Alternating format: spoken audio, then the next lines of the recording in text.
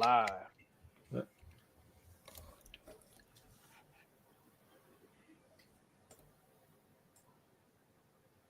Hello, everyone. Thank you for joining Shop Talk Live. My name is Rick Ramirez, also known as Rick's 2 Cents, along with my fellow co-host Steve from Steve Makes Everything. Hey, guys. Andy from Andy Bird Builds. What's up, everyone? And Roger from Roger Shop. Good evening. I saw quite a bit amount of people already joining the live before.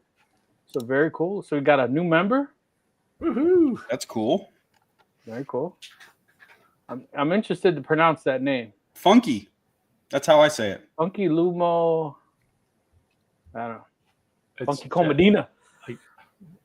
I guess it must be Japanese, so you would pronounce the E. Yeah, I have no idea. I just think Funky's a cool name. Clayton's in the building. Aloha from Hawaii. Everyone, please smash that like button. So, Steve, before we were joining the live, we were talking. Do you want to share what you have coming up for a giveaway? Sure. I have now got confirmation from Longer when they get the Longer Duo into production, the Longer Nano Duo. We get to give one of those away. And I have a giveaway coming as well. I'm doing a lawnmower review, the robot ones, and we get to give one of those away. Nice. Can I sign up for that too?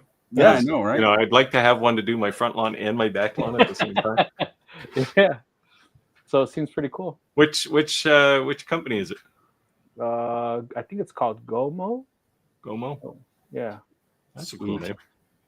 So the whole idea behind it, which is pretty wild, and what I'm going to say, it's the gift that keeps giving. Because if you don't want to buy it, you can basically pay $58 a month. And you can either send it back or you could pay the $58 and after so many months you own it. Kind of like a lease to own deal. Or or for $5 you could hire the local kid to bring his own lawnmower and cut the grass for you. Not around here. Yeah, you won't get one for $5 around here either. Mexicans are not cheap. Maybe in 91. Now they caught on. They're like, Yeah, they're like $50. You need us. It's gonna take you 10 minutes. They're like $50. Yeah. And beer. if they were cutting my lawn, they would certainly want to charge $50 because it's like 2 acres of grass.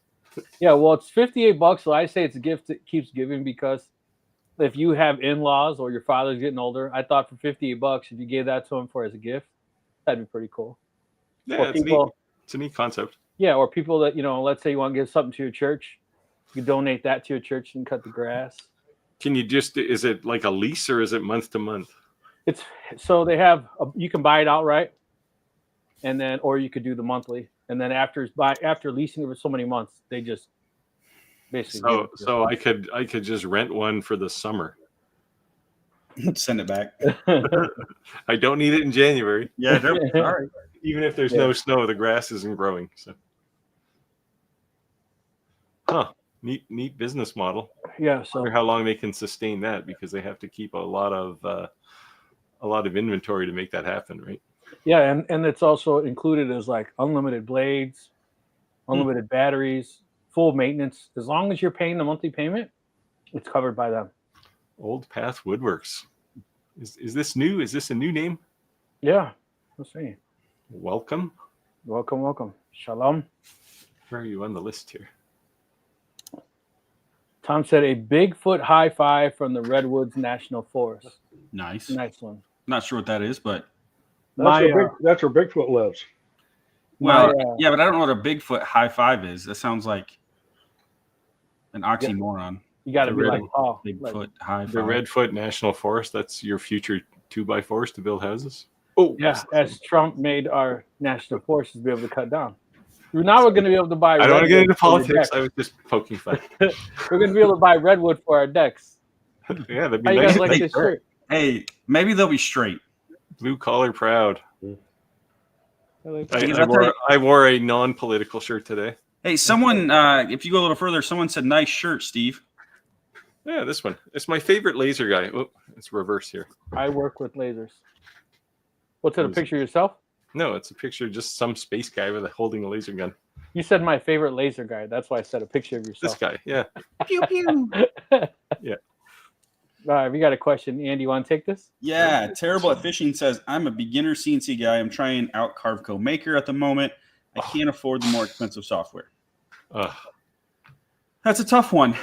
So, okay, if, ideally you don't go like that. It's not the best way to go. But just very from politically correct answer. I know, right? From experience. But no, I mean, you're right. Like if you can't afford it, you use what you can use. And Carveco Maker, you can make things with Carveco Maker. How big is your CNC? Because if it's less than, like if it's a smallish kind of CNC, you don't need the pro version. You're saying? Yeah, you can get VCarve desktop, which is and it's a purchase, right? It's not an annual lease like Carveco is. Yeah, so I believe, don't quote me on it, but I believe like VCarve desktop is $349. Yeah, donate plasma for 3 months. All right. So I don't know what Carveco Maker is. But no, I got to use your affiliate code. Well, there's also Carve 2D or whatever they call it. Yeah, like they have a whole progressive series of apps that all kind of do subsets of or supersets of the one before it. Yeah, so what we're talking about, just to give you guys, Vectric is the software that, like, from experience, I say all roads lead to Vectric eventually, just because it is the most intuitive, most powerful, easy to use hobby prosumer CNC software. And can I stop you 1 second? Can I stop you 1 second? The software wise, other than the ease of use, what about a resource? Does it take a beefier computer or no? Nope. If anything, Carveco probably uses more resources, but yeah. But yeah, it's pretty lightweight. I mean, I run it in a virtual machine almost all the time. So the other, so the thing I was going to say is Vectric is is the company name, and they make, I don't know, 5 different levels of software, and it starts at Cut 2D, which is the cheapest, and it goes all the way up to Aspire, which is the most expensive. But the cool thing about it is you can start with Cut 2D, upgrade to the next one, which is VCarve Desktop, and only pay the difference. That's awesome, actually. Yeah, it's a great licensing model. Yeah, I mean, the thing is, then you could get the license, get going, get your feet wet, start learning, make money. Don't take the money, put the money back in. Yeah. You know what the other cool thing about their model is their trial. A lot of people don't know this, but their trial, you can download any level of software as their trial for free and use it like full featured. The only thing they prevent you from doing is exporting the G code. Oh, wow. That's pretty crazy. Yep. Yeah, that's actually how I got into VCarve. I downloaded their trial and played with it for a while. And went, wow, this is so much easier than anything else. Steve's a software developer. He just cleans his registry and reinstalls it. Something like that. He's like, got you, buddy, got you. I had a bit of a to-do with the Pro Colored guys on their use of this silly dongle that you plug in to lock your Pro Rip software to your computer, and it's like, come on. They all do that. Yeah, so Pro Colored is in their next release, which is coming soon. They're going to support the Mac, which is a real benefit because who does creative stuff doesn't own a Mac. And they're getting rid of the dongle requirement. Yeah, you're old school. What RIP software are you using? Pro Rip. They're whatever they provided to me. Okay. Works. I mean, at the end of the day, you're dropping something on a canvas and pushing a print button, right? So. Yeah, I did the Atom stack. I got it set up yesterday, and got everything up and running, and it wouldn't work. And I'm like, what's going on with this? And I saw this little USB, and I thought that was software, right? And it was a dongle. It won't work without it put in. Is it like a Bluetooth thing, or is it actually no? It's like a serial number manager type thing. Yeah. Huh. I was like, that is so weird. Yeah. Yeah, I don't understand the reasoning there, but Bigfoot lives in Oregon. Well, I think he migrates according to season. Bigfoot has been spotted anywhere there are drunk people. Yeah. So I forget what highway it is, but there was people who were putting silhouettes of them and put them into the trees, and now there's like tons of people call the cops all the time that are going to that area because it's like a local joke. Yeah, South Carolina. Oh, so it's a 3018. You can use you could certainly start with Cut 2D, which is kind of easel-ish, but this is what I say: if they give you a purchase, not a rental like you do with a lot of software. If they did legit give you 30 days, if you can't make $300 in 30 days, there's a problem, right? Yeah. So one Cut 2D is $149. Okay, right. So $149. So download the free version, the trial version, get working, and then pay for it. When the money comes. Yeah, but you can't actually use it to engrave anything, right? You can't. Right.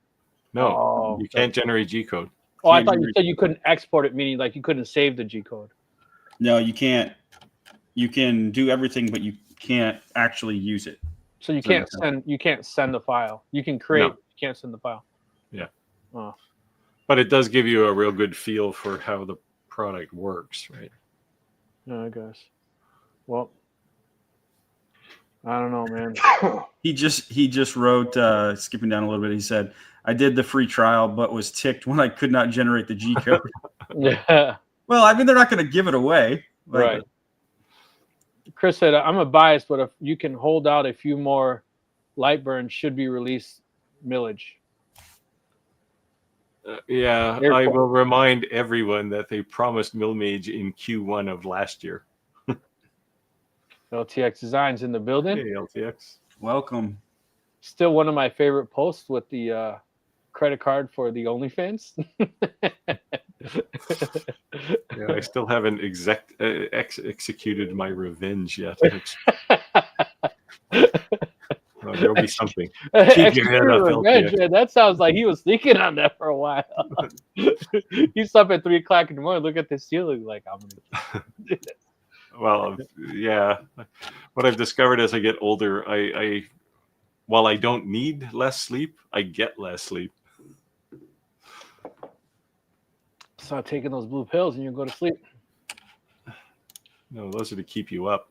That's what I said. Stop taking the blue pills and you'll go to sleep.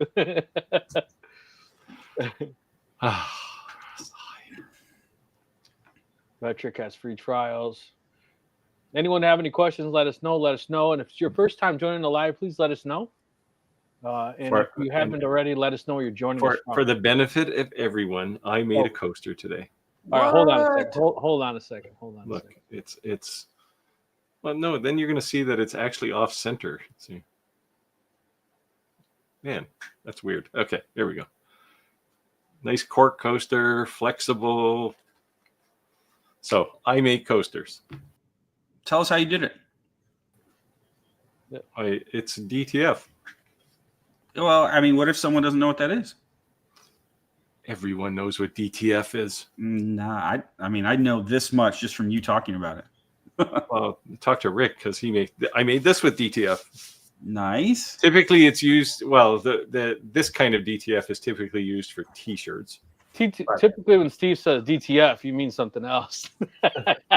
Yeah. That's the other channel, though. No, that would be I'm DTF. This is DTF. I was going to come up with an acronym. Direct to film. So basically, you have this big roll of film on the back of what amounts to a fancy inkjet printer. You print on that, and then you heat press it onto something. It doesn't stick to everything, but it does stick to cork, as I discovered. Nice. So it doesn't stick to everything but metal. Well, as I discovered, it didn't stick to a sublimation mug either. But the cool thing was I peeled it off and I stuck it to the printer. And it just kind of adhered there. Static You clean. can peel it off, but you have to pick at it. DTF, Daddy thinks Fun. fun.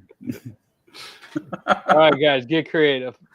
We've already got some here. We got some in there. Tom said the original there Bigfoot you go. fighting was in the U.S. was in Willow Creek. I'm eyeing up some old, awesome, gruely redwood once the park rangers are gone. LTX said we have to send one of those out to I should have made a silver fox coaster. That's coming soon. Chris said you can blame the beta testers for a millage delay. We keep making them add features. That's good because it was pretty basic when I looked at it. Yeah. First time viewer, thank you. Right. Welcome. Yeah. Let us know where you're joining us from. And if you just joined, you should know that we're going to give some stuff away in the not too distant future. Yes. As we do from time to time. So before we went live, we were saying that everyone's been poking at me. You get your CNC yet? You get your CNC yet? And we had said that it's very common for these CNC companies. Just look at the Andy can't even hold it. It's very common for he's laughing because all these comments are for what does DTF stand for? But it's very common for these CNC companies to. I mean, we say it sometimes about lasers, but I think you're talking like a week, 2 weeks, right? Tops, 3 weeks tops. But a CNC manufacturer to tell you 12 to 14 weeks is like, that's pretty crazy. See, the marketing spin on that is it's custom made just for you. No, it's not. It's getting made in China, shipped to them, and then they're shipping. I mean, in the case of a Onefinity, they probably have to line up a bunch of UPS trucks to get the thing delivered to you. Yeah, so like I said, every rail will be in a separate box. They're probably using in a separate box. They're probably using like 45 pounds, man. I mean, I could be over exaggerating, but it's pretty heavy. The spindle, yeah. Like, oh yeah, spindle. Yeah, definitely. Yeah, spindle's a heavy duty thing, right? Especially, I think an air cooled one's probably a little heavier because this one. No, this is water cooled. Oh, is it? Yeah, it's water cooled. Yeah, look, and I got the cool connectors. Is that that's a 65 millimeter or an 80? 80. Like really? It's it looks 80, smaller than mine. 80. The PNC, PWN CNC. Yeah. Yeah, I'm sure that's just a rebranded something, but yeah, I'm sure. What size collet is on that? I think it's what is it? ER 20. 20. Yeah. Yeah. So I went online to their YouTube channel and I said, hey, because they were saying that they were recommending different types of hoses you connect to the water cooled, and pros and cons for each. Being honest, but basically saying like it comes with it, but we have 3 options. So I said on the video, well, which one comes with it? So they said, oh, when you order this kit, it comes with 40 feet of this hose. So I get it. It doesn't have the connectors for the hose, and the hose is not included. So I email them, and they're like, it doesn't come with it. Well, I send them a message on Facebook, and they're like, it doesn't come with it. So then I email them, and I screenshot YouTube, and they send me a tracking number. So the interesting thing, and I don't know if they've changed this yet, but the one when I got the Elite, there's a drag chain on the back. It wasn't big enough to put the hoses in. So I made a bunch of 3D prints to allow me to put a bigger drag chain on it. And that moved a bunch of things out. So I had to print a new bracket over on the side and whatnot. But I was going to do a video on it, but I never got around to it. But my drag chain is big enough to hold the hoses too. So nice. If you run into that problem, let me know and I'll print me up some stuff. Get you, no, you can print your own. Do you have a 3D printer? Oh my god! We'll get Roger to print it for you. Then you can just drive to his place. If I send it to you, there's going to be like $1,000 of tariffs on it. So. He's like, well. LTX9 said, I made my first post in Facebook group today. Been battling it out with a particular file on the inlay. Finally got it done. Nice. Good job. Sweet. I don't think I saw it. Today was nuts for me at work today. Yeah, there you go. Don't trust fools. Don't trust fools. Don't trust anyone, really. But Down to fun. down to fun. Yeah, there. No, I can relate to that one. Yeah, that's more my style. Yeah. Beam me up, laser engraving. The coaster passed the coffee cup test, Steve. Keep using it for coffee cup. Would be interested to see how long it lasts. Yeah, well, I use it for the last couple of days. I've used it for my coffee here in my studio in the morning. The way I see it is, if you can wash a shirt up to 150 times, your coffee's not going to. I will point out that it was point. a 300-degree heat press for 40 seconds that put this thing on. So a cup of coffee is probably not going to bother. Yeah. I mean, a hot cup of coffee is 180, 170 degrees. Yeah. Depends on which coffee maker you have, of course. Because actually, Starbucks just got sued. Did you guys see that? Yeah, 50 million. Man, because somebody bought a hot cup of tea and it was hot. And they spilt it on him. man. Oh, they spilt it on him?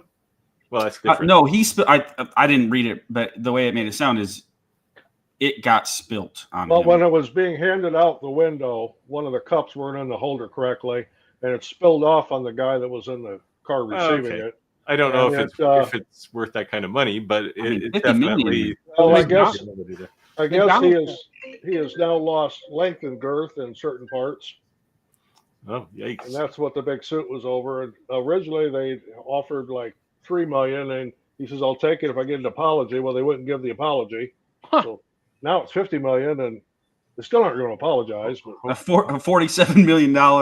Hopefully, he didn't have to prove everything in court. My Probably. mom, after my dad passed away, my mom had so many medical bills, expenses. She had to claim bankruptcy, and so we lost everything. We lost 3 houses. They took everything when she claimed bankruptcy except for $1,000, cars, houses. She lost everything.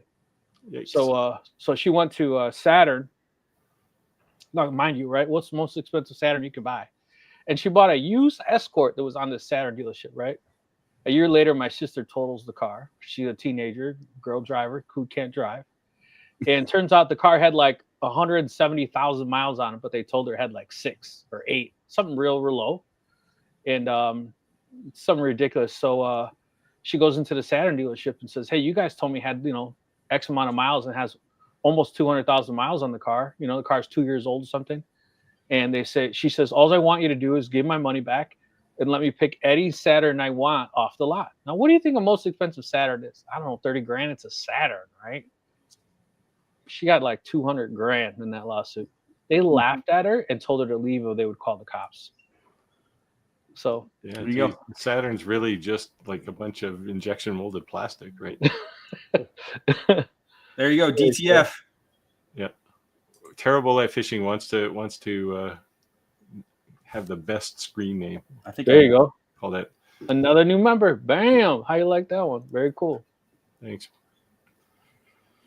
Yeah. Andy, are you running the 8 horsepower or 4 horsepower on your Avid? 8. What does that mean? It's like 8.7. Why do you need that much horsepower for CNC? Like, are you like CNCing granite countertops or something? It's like diesel. No. So the setup I got, well, the story is that I traded my other CNC for this one. So, but this one is set up for like where it would thrive is like slab flattening. I mean, it can take a 3/4 inch shank bit. What does it run on? 440? So right now, so it's supposed to run on 220, 50 amp circuit. At 8 horsepower? Wow. But let me say this again, since I've got electricians here. So for the 8.7 horsepower, it takes 3-phase, Right. 220. Does that make sense?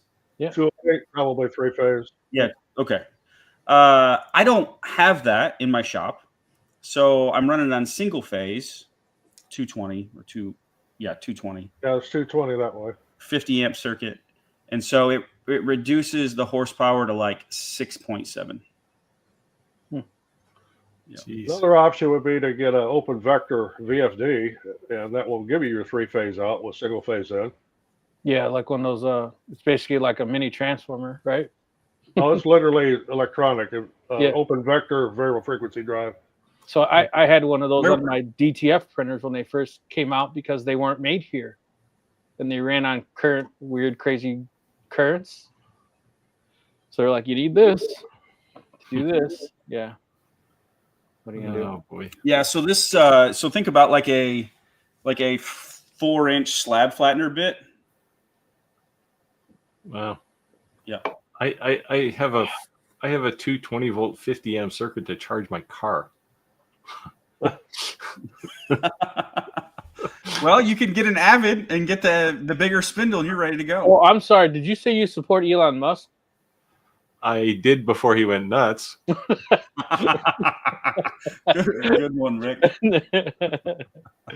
Well, I didn't specifically support him. I just needed a car that didn't burn lots of gas. Are you going to go to, what's the other, are you going to go to, what's the one? One in Mexico? Rivian. Don't they make an electric vehicle? Yeah. I'm sure there'll soon be 100% tariffs on those. There's a company here in Illinois that they make cars. I forget what it's called though. It looked really kind of weird. Like futuristic looking. I saw a pickup. I'm sure if I get to buy another electric car, it'll be like a BYD or something. Yep. It'll be like a DIY and have to be put together. Yeah. I don't know. If that was my choice, UPS truck. If that was my choice, I'd probably buy a Hyundai or something. Here's the one thing I don't understand. Why can't we all had bikes as a kid? When you rode the bike, your headlight turned on, right? You rubbed the wheel. Yeah, why can't the damn car charge itself when it drives? Good Because question. that'd be a perpetual motion machine. They can't do that. It kind of does. You get regenerative braking, right? So when you take your foot off the accelerator, it turns the motor into a generator and puts power back in the battery. Oh, I didn't know that. Okay, well that's cool. So it kind of does. I mean, the advantage is you generally don't use the brakes, right? Like unless you're doing some kind of panic stop.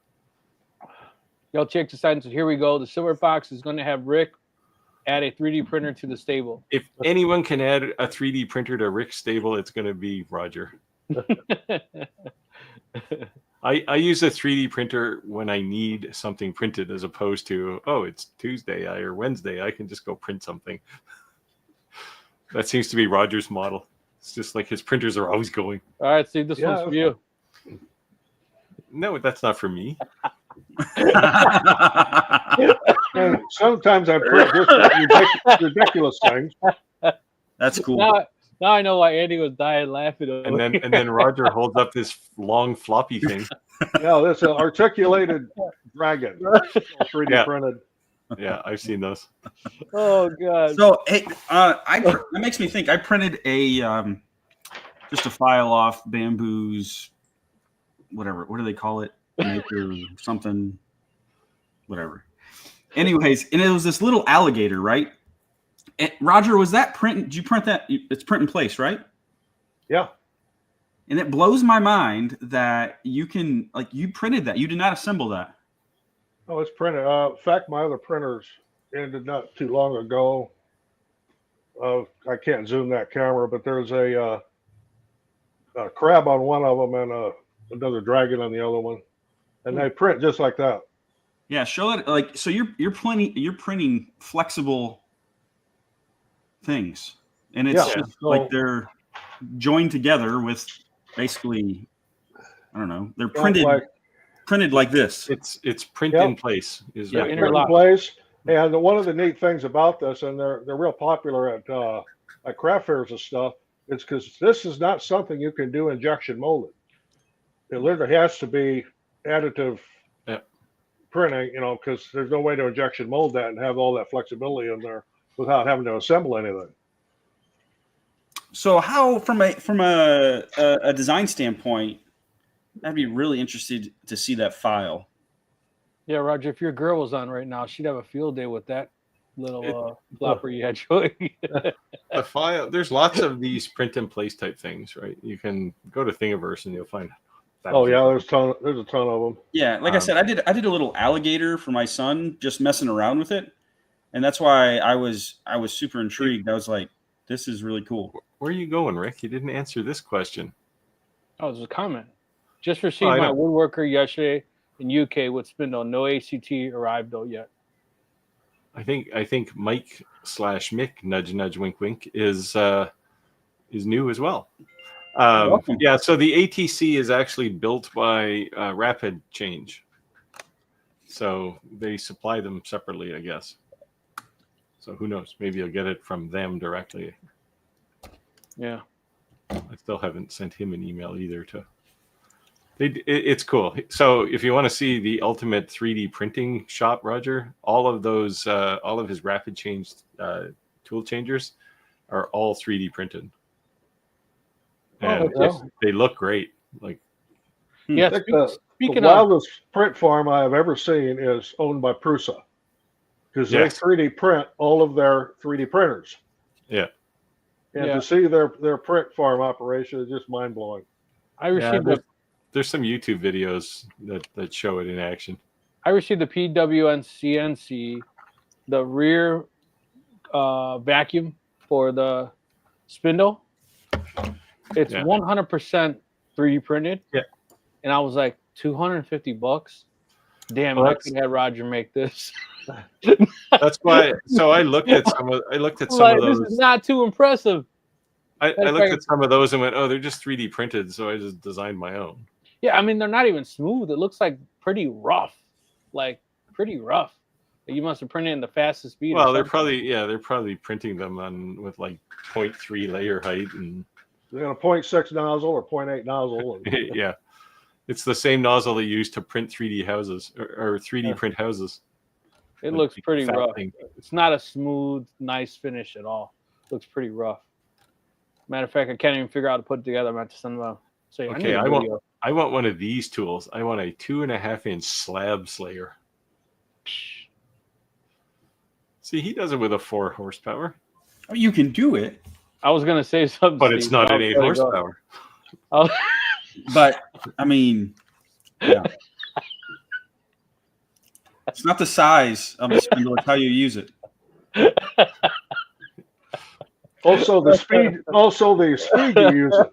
Yeah, they're different torque specs.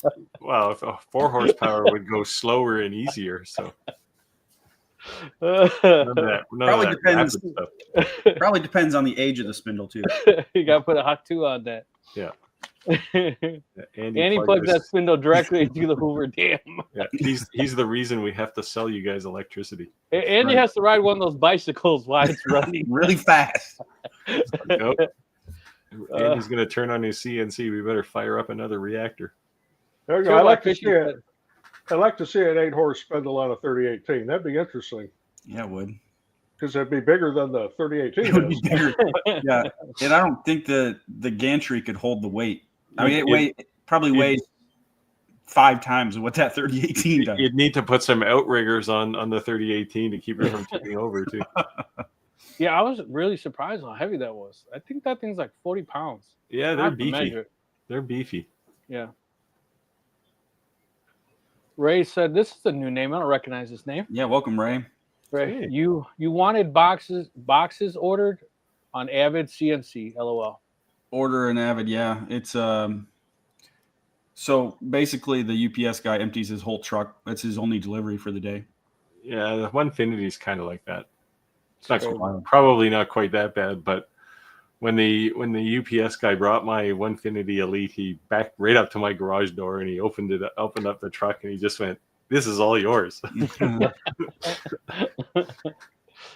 I wonder what the driver thinks. Like, what the hell did this dude order? Oh, 100%. Well, I've gotten to know my UPS guy, and every time he brings a laser or something, like one time he actually asked me, because I had to help him carry the thing in because it weighed, I don't know, it was heavy. And he said, "Okay, I got to ask, what is this thing?" I said, "Oh, it's a laser." So every time he comes now, he drops a box. He goes, "Another laser for you."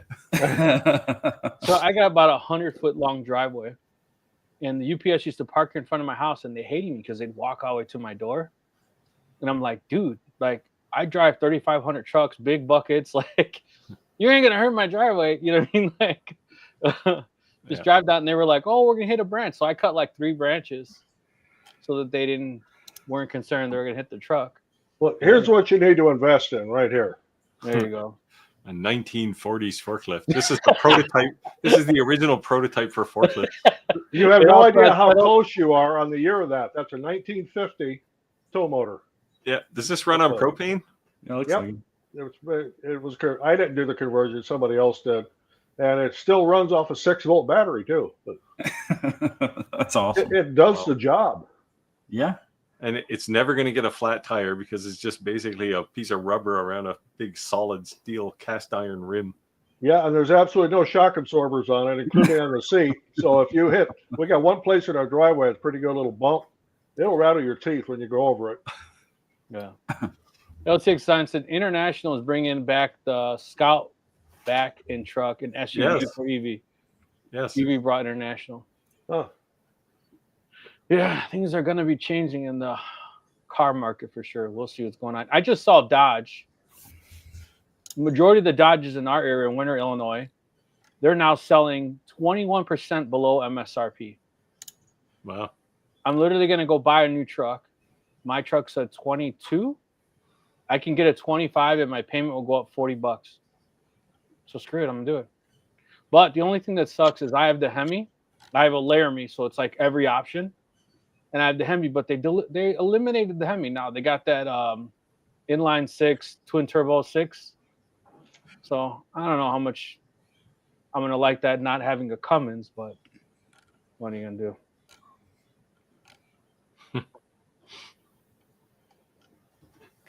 It does Reagan. What is it?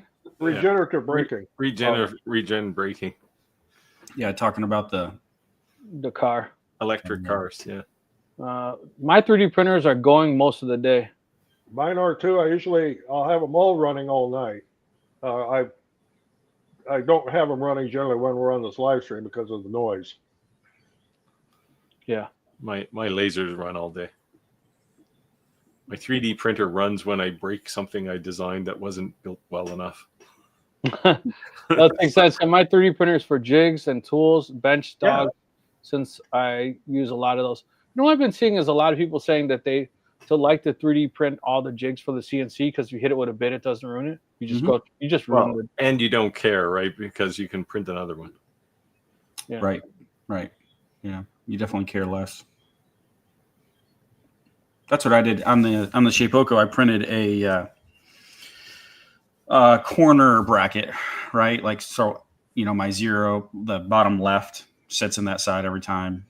And if I actually did hit it, one of the first times cutting all the way through, got into it a little bit, and I was like, oh, okay, well. Driver's friend again. Carry on. Yeah, that's definitely cool. Yeah, LTX said, Andy, 3D. check out Clock Spring 3D. Clock Spring Has 3D. some crazy file. Yeah. Never heard I'll tell you what, 3D printing is just wild. It's mind blowing. Over the last, couple of years, files and people are extremely talented, and what you can do with the 3D printer is just mind blowing. So my thing is the 3D printer is cool, but what about the 3D scanners? Now, if you could have a 3D scanner and you compare that with a 3D printer, that's like a whole nother level, right? Yeah, they don't work all that well though. No? Now, there's a lot of people that have tried it, and There's some that work kind of so-so, but they're not. Like Technology's not there yet. Yeah, if you're 3D scanning a car, it works great. If you're 3D scanning something like I wanted to do, like a chess piece, forget it. It's too small. So the little caveat to that is the higher end ones that are used in commercial and industrial settings, but they're a lot of money. Yeah, because I know at my work, I can't say the name of the company, but we have a thing called the Think Lab. And it's basically a bunch of engineers who just get paid to make things that are crazy, right? And one of the things they have is they have this thing that's a 3D scanner. It's like, I don't know, 4 feet, 5 feet by 5 feet. They can stick anything in there and scan it, and they can make it. It's pretty crazy. Yeah, but it's probably $100,000 machine. Exactly. Yeah. It's a little beyond my budget. Come on, Steve. Put your money bags, man. I know I could rent out my garage to somebody for 18 years, and then I could Jim, better late than never. Better late than never. Hey, Jim. LTX9 said, when the PNC boot dust breaks, you should get the Raptor or Nighthawk from Sulfide Designs. Way better dust collector. You know, I haven't put it together. If it's that much better, I can send it back, because I tell you what, I can't even figure out how to put it together. Like, the parts don't seem like they line up like the picture. I'm like, what is this? I don't know. I was not impressed. And the other thing is that they show it like in the video, like it has a magnet on the bottom. So if you want to take a recording, you could take off the whole entire and it's just a straight piece of straight piece of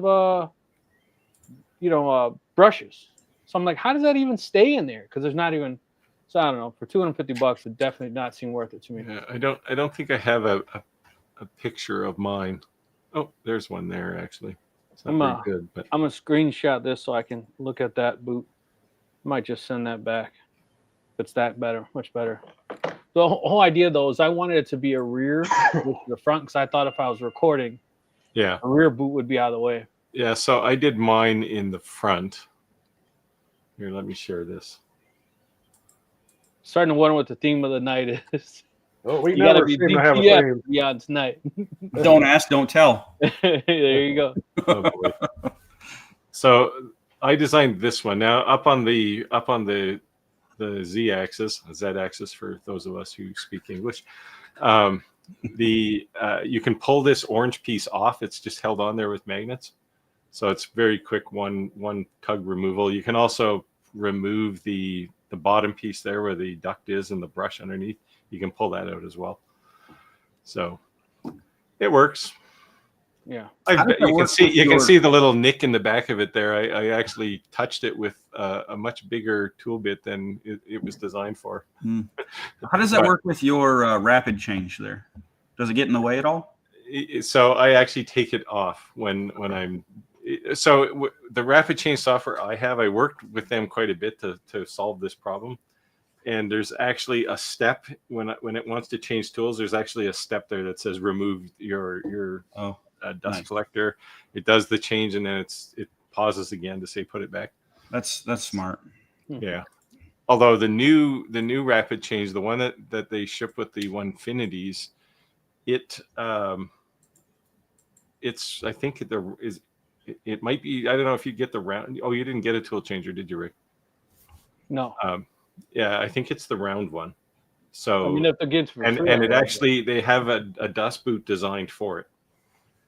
So it doesn't get in the way. Let's see. So hold on a second here. He just shared with us what the Avid looks like. Let's see. So you can Delivered, see. yeah. I have a picture somewhere with boxes that show up. But most of it's the 80-20, right? A lot of 80-20 boxes.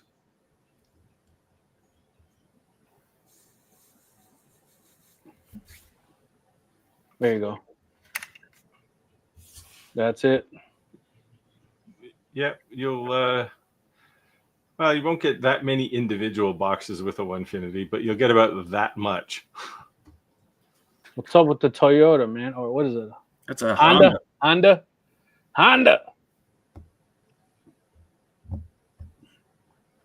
So this has been sitting right here. You see this in the bottom corner here. What is it? So the Are you 3D? Are you laser cutting an old truck? yes. An International? No, it's a file. I didn't design the file. I'm not that skilled. I bought the file. But so I've been taking a little break from work the last week and doing things that I like to do. Nice. Or just different things. So this is one of them. And it's like a puzzle because the instructions, there's no instructions. It's just pictures. And so I have to find the piece And then it's like a camping truck. I wish I could show you. Here's the back, but nice. And of course, because there's no instructions, if your laser isn't perfectly calibrated, nothing fits together. So I will say the one thing they did, and it's actually was on the listing, like where I bought the file. I had to go back and look how they set it up. They actually did a good job on material thickness, but that's where they stopped. Like there's nothing more than that. Just like Progressive Pictures, and it's like, let me see, it's all over the floor right here, but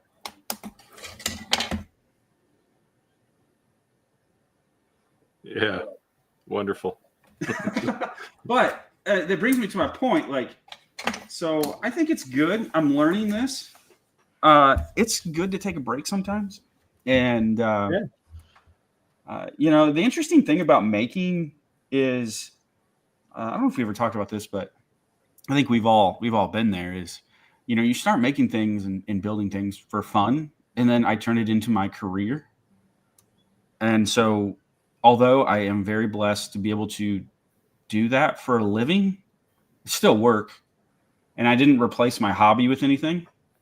Like I didn't come up with a new hobby. So anyways, I just kind of taking some time to just kind of decompress a little bit. I think it'll be good for everyone, including myself. I try to say that about OnlyFans, but I do not believe him. Can't take a break? What? No, but it's just not fun anymore. Always live all the time. I thought that's how he like the whole reason I took a break is that's how he was decompressing was OnlyFans. So I was like, yeah. No, I had, when I decompressed, what I'm doing now is my decompression. When I had a day job, my boss came to me one day, like you'll discover this as you get older.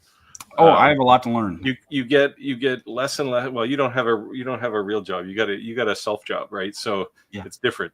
It's not like your boss comes to you and chews you out. He's married. Remember that. But I will say, but one day, about almost 2 years ago, it'll be 2 years at the end of April.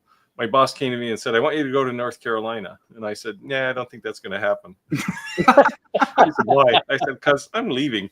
That was it. It was the last straw. There will be a last straw. Yep. And so I took up this. This is, and like I said, I built today. I had to build 30 sets of Lamacoid signs for electricians, and that was work. It was like, it's a good thing I have multiple lasers because that one is just going to go, and I don't want anything to do with it. So I've worked for the man and I've worked for myself. There, 196 days for Clack. There you go, Clack. I will say, and I've heard this from several people, that the worst boss you'll ever work for is yourself. Oh yeah, I'm brutal. Hey, like Clack, go ahead. If I treated people the way I treat myself, I wouldn't have any employees. Human rights violations, yeah. Yeah. Clack, I have a question for you since you're in the live. Your Adam Stack craft, did you align the camera in Lightburn or did you run it as is out of box? So while he's answering that question, one more thing. Someone make me big. I want to show you something really cool. I don't think we can do anything about you not being big. Come on, man. I was hoping there was a solution. So anyways, these are super cool. Something I just discovered. Again, I'm kind of doing this as like discovery too. Like these doors. So this is all laser cut. These doors actually open and close. And there's the joint in there that makes that happen. I was just like, that is super cool. It's kind of hard to see. But even like the doorknobs here, the doorknob, I can't find it. Everything's reversed here. It moves. So I'm actually pretty impressed so far. Oh, and the hood raises. Again, I didn't design that. It's way beyond my capabilities, but someone did, and I'm super impressed. Yeah, I mean, some people go to great lengths to design things. Yeah, but it's Andy, wild. some people are super crazy about like those old international pickups. Yeah, They'll pay big bucks for something like that. yeah. These So old-time farmers and stuff, they like stuff like that. I don't know where we are in the feed here, Rick. Let's see. We were here. Said I used to be able to pick a penny off the floor. I got a funny forklift story. So we all know I'm a lineman, and we get called out at 3:30 in the morning, and they have all the reels organized, by length and this and that, depending what you're going out. You're not just allowed to grab whatever you want, right?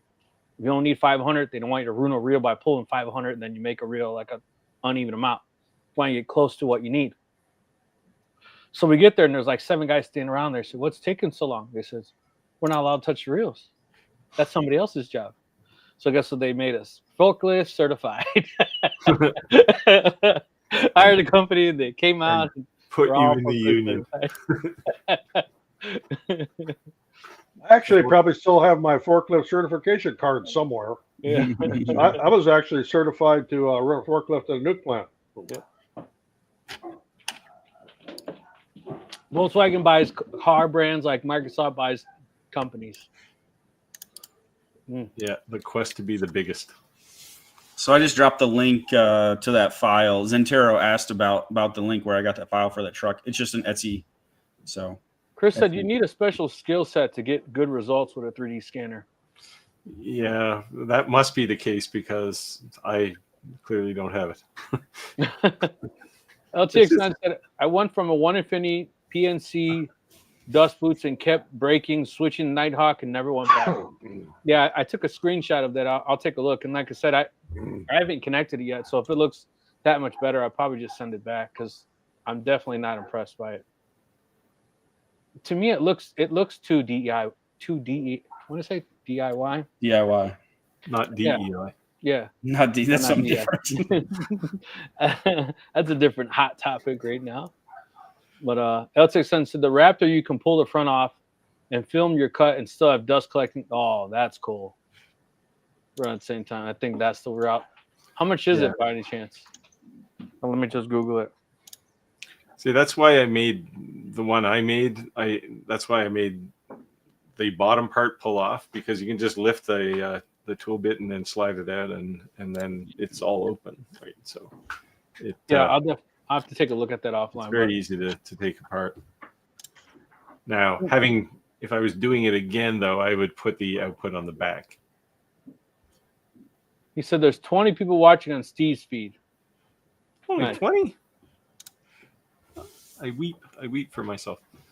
I weep for everybody who's missing it. Keep in mind that when you're seeing the count, we're on each one of each other's lives, and we're on multiple social medias at the same time. It seems like the bulk of people come from Facebook, actually. Yeah, you know what? Actually, I stopped posting live on Facebook, and I started posting the live to YouTube. Oh, yeah. Because my Facebook is monetized, and Facebook said they want me to start posting my videos directly to YouTube. So, whatever. I listen because it makes you more money. Zento, I used to have the same flipping. What did you say? I used to do the same flipping at $1 a coin. I've seen guys do that. I've never tried it. No. 196 days. Let's go. You're almost down to. All right, Andy, you're up. Yep. Gord asked if I could share the link for that truck. I did share it. Rick, can you put it up on the screen? I don't know if you can jump down. Yep. There it is. It's just an Etsy listing. So if you guys are on your cell phone, if you screenshot it and you have an iPhone, you can actually copy the text when you screenshot text. There you go. There you go.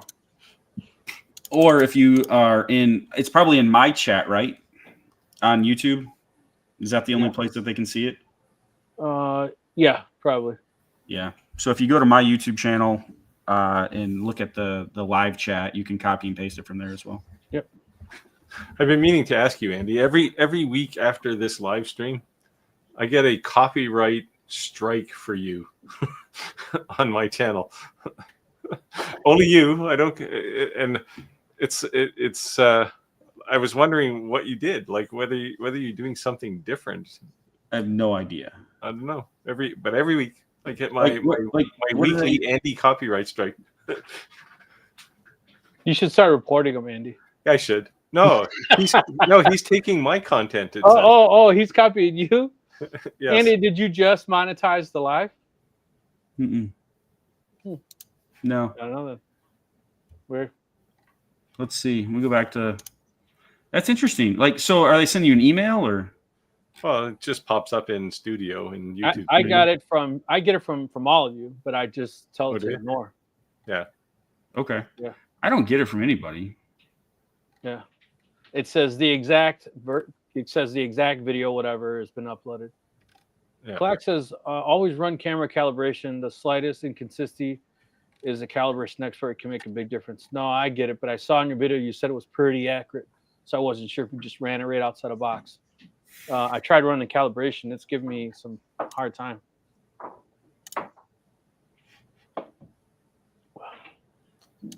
Kevin said, good evening, everyone. Anyone have any questions? Let us know. Post them in the comments below. Hey, is Kevin's a new name on the list here too? Yeah, Kevin's been here. Oh, is he? Oh, he's one of your crowd? Yeah. A CNC dude. Zento said, now we need to drop the affiliate link for the truck file. Is it an affiliate link? It's not an affiliate link. It's just a link. But you can send them a YouTube tip. How about that?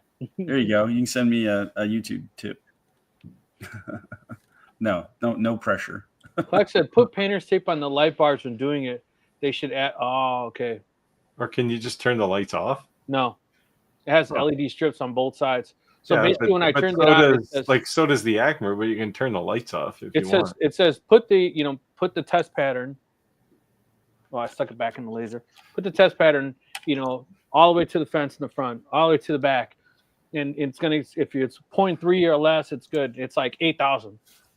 And then I keep moving it, and it gives me a good score. I'm right under the camera. I'm like, dude, it said to be all the way in the back. Like, so how is this? Okay, I hate to call out the obvious here, but it's their laser, and they've made it impossible for you to calibrate their camera unless you have a roll of blue tape. That seems wonky to me. You sure there's not a switch somewhere you can turn off? No, the only switch is I'll turn it around. Or pull the plug. Pull the plug on the light strip. The only switch is right there, and that's the emergency off switch. No, there's a couple. So on the Acmer, there's a couple of like really small switches, like micro switch type things. Nope. It's the only switch on the whole entire machine. Other than on the front, that's literally the three different lasers. See, if I was doing a review in my list of cons, that would be one of them. To turn the light off. Yeah, and they're pretty bright, so I didn't even think of that. So good call, Clack. I'll try some loose painter tape to see if that helps. Who's that guy? We don't need that guy. Multicraft said, when I cut a tray on the CNC, it leaves a horizontal ring on the inside walls. Are my steps too big? Andy has a video on this. I do. So I watched it again just the other day, actually. Did you? Yeah. Sweet. That video is a couple years old. Yeah. Yeah. So yes. So my technique for trays is to do two different step overs. So step over is how far the bit is moving over before it takes its next pass. Think about it as like how big of a bite it's taking. So if you go too wide, you're going to have ridges or marks in between your basically your passes. So the way to do that is to shrink your step over, take less steps, or take less distance in your step. But that takes a long time. So if you're going down, like say a 1/2 inch in a tray, the closer your step over, the longer your tool, the longer your job is going to take. So what I like to do is if I'm going to go a 1/2 inch deep, then I'll go my roughing pass will be 0.45 at a 75% step over, which is really aggressive. and then I'll come back for the last 0.05 and do a less than 10% step over of the width of my bit. So to speed the process up, you take the bulk of it off and go back with a cleaning pass. Yep, exactly. Yeah. So, but if you tried to do it all in one pass, it just take way too long. Are you better off just taking the bulk of it off and going back? And Yeah. So when you go down a half an inch, you're doing that in one pass? No, I'm not doing one pass. You don't have an 8 horsepower. That's probably why you need an 8 horsepower spindle. I was gonna say you don't have 8 horsepower. So I was gonna say with that CNC, I probably could. He didn't mention it runs on diesel, did he? So the interesting when I went from the Shapeoko, that was my experience, right, for 3 years, and then I jumped to the Avid, and not to this Avid, to the 4x4 Avid, which is a 4 horsepower. Still a major jump up, right? I went from like a palm router to something prosumer. I broke so many bowl and tray bits that it was not funny. Like, so I actually switched to a 1/2 inch shank bowl and tray bit, even though the diameter of the cutting diameter is 3/4 of an inch. The shank is a 1/2 inch. Yeah, that's what I have too. Yeah. So you're not breaking it. I have a few 1/2 inch bits, and certainly the bit I use to level the workspace, that one is a 1/2 inch, because then you can just hog right through the thing. Yep. But also my bowl bit is 1/2 inch. Yeah, I use regularly. I have a couple of others too, but when my spindle showed up, my wife says, "So you mean to tell me that you're buying things for a CNC that's not here yet?" And I'm like, "No." It's in the queue. It's in the queue. Yeah. I said no. I just said no. Yeah. We're gonna have to have cake or something when you get it. Yeah. Jump that LTX is asking a follow-up question to the toolpath question here when you get down there. It was always here. There we go. So LTX is asking Multicraft, are you doing a separate last pass? That's what I do to clean up and minimize sanding. So separate last pass is different because typically that's used on a profile toolpath, which is cutting the out, like basically cutting your project out, the outer edge. And a do separate last pass is you can set an offset in there, like it's usually like 0.02 or something like that. And what the bit will do is, so you know how you step down incrementally, right? As you're cutting, let's say you're cutting through an inch material, you're taking it at, this is going to depend on the CNC, right? But let's say hypothetically you're taking it at 1/4 of an inch. What it's going to do is it's going to offset out 0.02 inches. And then its last pass, it's going to do a full depth last pass to your back in 0.02 to get a nice clean cut. So it reduces sanding on your edges. So that's the one I thought you were going to talk about. That's the one I watched recently because I had this problem and I was like, damn it, how do I do this? Oh, wait a minute. Yeah. Andy did some video on this. Yeah, I did do a video on that too. Yeah. I couldn't remember it. So Andy, can you explain when you would do one versus the other and what's the advantage of one versus the other? So, well, you would...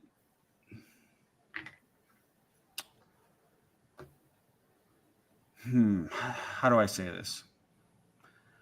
So I think you should always do it on your profile toolpaths. Always do what? You should always, so in Vectric software, there's when you're setting up your toolpaths, there's a box you can click that says do separate last pass. And it literally means exactly what it says. So do a separate last pass. So the problem that you're fixing is when you are cutting, again, let's just picture you're cutting a circle out, right? And you want to go all the way through your material, like to cut that circle out. A lot of CNCs, I'm getting into, so you're going to take it at like your depth of cut. Let's say your depth of cut is 1/4 of an inch. So you have an inch material that you're going to cut that circle out. You're going to take 4 passes. You're going to go around 4 times, just like a laser, right? You're going to do multiple passes to cut through the material. So what happens is when you cut through incrementally like that, at every 1/4 of an inch, you're going to have a tool mark. And so to get rid of those tool marks, because, basically caused by deflection, because that bit is actually bending just very, very little, but you can still see it in the wood on your edges. So if you want to clean that up without sanding it, you click do separate last pass. And what it'll do is it'll do its 4 passes, and then it'll come back and it'll do one final a separate last pass with according to the offset that you set. So it'll move in 0.02 inches. So it's just taking off just 0.02, right? And just enough to clean all that tool deflection up on your edges. So you're not sitting there with your sanders trying to sand all those marks out. Did I explain that well? I'd say it was clear as mud, but that's really hard to explain, like without a visual. I get it. Yeah, it's one of these things you just have to screw up a few times and learn, right? Yeah. So if you want to get rid of your tool marks, if you cut out any shape on the outside and you look at it, I wish I had an example. You do have an example. Go watch that video. Yeah, go watch the video. So let's say when you were cutting out this, right? There would be tool marks on this edge right here. And to get rid of those tool marks, you can click do separate last pass, set an offset in there. There'll be a little box in Vectric, put in 0.02 inches, and you'll have a nice clean surface that saves you time sanding. Nice. Multicraft said I was a cut rocket file and did not have the last pass. It makes sense now. Cool. I'm glad it makes sense. Anything, especially think about like a circle is a kind of a bad example because those edges are kind of easy to sand. But think about like an interior cut, right? Yeah. Where it's really hard to get to sand inside there. You can really save yourself a lot of time on those. So my inverter / surge protector showed up for my CNC. It has a $325,000 cover policy. So my whole thing is, does it cover your house too? Any equipment that's plugged into it. Yeah. So my whole thing is that like, even if you don't want to buy my whole thing, you don't want to go down the rabbit hole and watch why you should have one. If you have that and you register it and you do take a strike on your house, you know how much that could save you on your insurance? Like all of our, like, I don't unplug anything. Do you unplug your stuff? No. And our power is so dirty. If you took a brownout or you took a hit, Roger knows, right? We got a whole house suppressor here, and it's a big one. Right. So how much does something like this cost? $500. It's not bad, actually. No, $500. No. So what it does is it for one, it is a UPS, and that's not what we're using it for. The reason I like UPS is because whenever you turn the motor on, it's the amp draw, right? That initial that it grabs. If you're at that threshold because you got multiple things plugged in, it'll draw from the battery, so it'll never trip your breaker. So the spindle is 1.5, right, or 1,500 watts or whatever. You just match it, pair it with what your spindle, whatever it is, the 900, 1,000 watt, 1,500 watt, whatever it is. So I've paired that with my spindle. And then the other thing is I keep hearing from other people is that if you had your dust collector and your CNC plugged in on the same breaker, that sometimes it's like backfeeds and causing problems, and it makes your CNC skip a step. So if it's going through that power conditioner, it's conditioning the power and it won't have that happen. And also that by running that CNC all day, that is probably a larger appliance in your home that's using power. And by leveling out your power, it's actually using less electricity, and it's easier. It's better on the equipment. It'll last longer. So yeah. Do you have? Are you going to run this thing on you got a 20 amp circuit or 15? 20 amp. Yeah, 15 would be cutting it pretty close. No, 20 amp. But if you had a UPS in between, you'd probably manage to get the thing started. It draws a lot of current when it starts. Right. But that's the whole idea to me with using it. So I have the little CNC on 1,000 watt, and then the big CNC on a 1,500. But all my lasers, everything, all my computer, everything.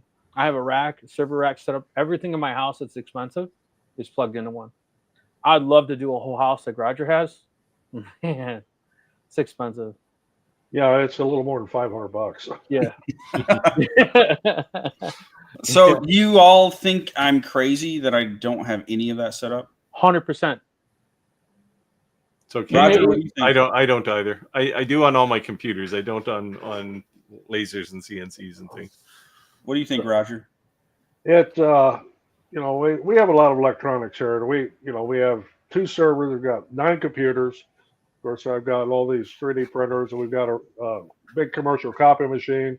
We've got a big screen TV, of course. And, I'd rather have the electronics protected. So, like protection rate, like setting it up like that, like it's ridiculous high. You could take a pretty high strike, and you're covered. But like I said, the whole idea of the obvious is the surge protection. But what most people don't talk about is not just the surge protection, it's the leveling or the cleaning of your power, because our power is so dirty, right? So your equipment's going to get a better power source, and by getting a better power source, it's actually going to lower your draw, which actually will lower your bill. And when you do those, believe it or not, that's a hard pull on your lines. Even everything takes that pull, right? So by kind of just leveling that out, it's better for your house. It's better for the equipment in your house. It's better for the equipment itself. It's just win. There's no lose situation about it. Yeah, it's probably something I need to look into, at least for some things. Every large piece of equipment that's expensive, if you don't have what Roger has, like the whole house, you should have one on it. At the end of the day, if you want to spend $5,000 in a CNC and you won't buy a $500 something to protect it from your most vulnerable point is the power, there's something wrong. You know what I mean? Or just unplug it, right? Right. Yeah, or you could unplug it, right? But even when you're using it, you don't know if there's a brownout, especially in the summertime, right? Everyone running their air. Yeah. That little bloop, that little blip, So yeah. Our servers are on a UPS. In addition to the whole house surge suppressor here, I have UPS on a couple different things around here. Yeah, I don't have the brownout issue. My power's pretty clean here, but our power will go out occasionally because we get, a hurricane now and then. So I have a bunch of UPSs that just keep things alive long enough for the generator to kick in. Yeah, I have a house generator. I won't even know that it turned on. I'll just hear that noise. You hear I turned the noise off. I can't stand that feeling. It just goes click. It makes like a click. So you didn't even know that the power went out for a second, but it just click and everything just keeps running like it was, and you just hear it click. Yeah. Can you send me a link? Yeah, I'll send it to you. Yep. Yeah, in my studio here, everything that I could keep recording, basically, I wouldn't notice. That's nice. Yeah, so the only thing you have to do, and remind you that I only use the top 2 brands, and the only reason I switched from APC is because once you go over 1,000 watt, to go over 1,000 watt APC is like commercial, and it's like whoa. So I switched brands, but I don't think one is better than the other. I think it's like Ford, Chevy, right? So I won't go down that road. So if it's under 1,000 watt, I have APCs. If it's over 1,000 watt, I have a different brand. But Amazon Basics. What's that? Amazon Basics. Yeah. But that's his chosen brand. Yeah, exactly. It's from all. They're the guys who create the brownouts in the first place. It's from all these. I'll drop. I'm sure I'll get a ton of messages. I'll drop a link in our Facebook group. Hey, speaking of, if you've made it this far in the live and you're not a member of our Facebook group, make sure that you do join. Check it out. Getting close to 400 now. I think we're over that. Are we? Oh, then we must have had a surge. Let me see. Let me check. We were at 373 last week, I think. 393. Well, we're so close. 7 away Right. from 400. So if And you're we not need- a member, come on, man. Okay, We now need 7. you took the message away that I had popped up there. Oh, here we are. It's this guy. We need 7 of you to join. Let's go over 400. Looking for a fume extractor for a fiber laser. I so hate these fume extractor questions. One that can run for long periods of time. So any of them can run for long periods of time. Whether they extract fumes for long periods of time is a challenge. Right? So this is what I would say. Right behind me, I built this. I created a short, but I haven't built the whole video. It's just 3 30mm fans and a 30mm fan in the back. 30mm? Those look like 75 or 120mm fans. Are they? 120? The bigger ones? Big What ones. are the 120? Yeah, 120s. They're the bigger ones. They go on like the back side, but they're 110. They're not they're 110 fans. Maybe they're 120. In the bottom of my big CO2 laser, I have 3 of those things exhausting the cavity. Right. And there's a hood like some ducting, and on the top up by my workspace there's a thin slot that like is literally like a quarter of an inch wide. I'm pulling one of these signs off today, and three of them pop up, and I watch them and they go whoop, right into the hole, and it's like, and I hear all kinds of grinding noise. And Jesus. Yeah. Like, what are the odds that the thing would pop up and land there? The only reason that I'm saying that is because I have an Atom Stack, extractor that I was about to do the review on. I have an extractor on my Monport K40. If you're using an extractor and because you want to clean the fumes before you blow it outside your home, because it is outside your home or your place of business, I understand. But when you're using a fiber laser, you're doing metals and you're breathing that small particles, believe it or not. And I'm saying because I'll take my air hose and I'll turn that fan on and I'll blow it. You would not believe how much stuff, if I go outside, all those little metal particles, that would be in your lungs if you're not using it. So by having all those fans, it's a little loud, but man, I tell you what, it works. So it's worth doing it. And I would only use a fume extractor as like no external exhaust if I was like at a crafts fair or something like that and I had no choice. And it's better than nothing. Yeah. But if I had the opportunity to externally vent, I always would. Yeah, if there's a way to vent externally, do that. Right.